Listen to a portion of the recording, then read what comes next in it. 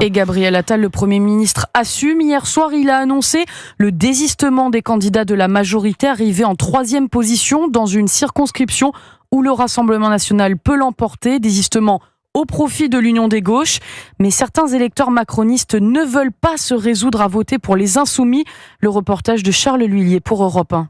On va pas voter, absolument pas. Dimanche, je vais faire des lasagnes. La cuisine, politique, Odette n'y goûtera pas dimanche. Elle a voté pour la candidate Renaissance qui s'est désistée. Ne reste plus désormais qu'un insoumis du Front populaire opposé au candidat d'alliance RN-LR. Choix impossible pour Omblin qui elle aussi s'abstiendra. Quand j'ai vu qu'il fallait voter pour le Front populaire, moi j'ai dit ok, je vais pas voter. Parce que moi mes racines, c'est le général de Gaulle, Pompidou, Chirac, vous avez compris. Donc là je suis très emmerdé. Arnaud, lui aussi macroniste, va, bon gré mal gré, choisir le Front républicain. Là, j'ai voté pour la candidate de Macron. Et là, je vais voter Front populaire. Pourtant, je suis pas pour le LFI. Mélenchon, Panot, on peut pas les saquer. Moi, je vais voter pour faire barrage au Front national. Pas de gaieté de cœur. Des électeurs Renaissance un peu perdus dans cette circonscription. Ce qui n'arrange rien, en plus de la cacophonie des cadres nationaux, c'est que la candidate locale ici est partie sans donner de consigne de vote. Toulouse, Charles L'Huillier, Europe.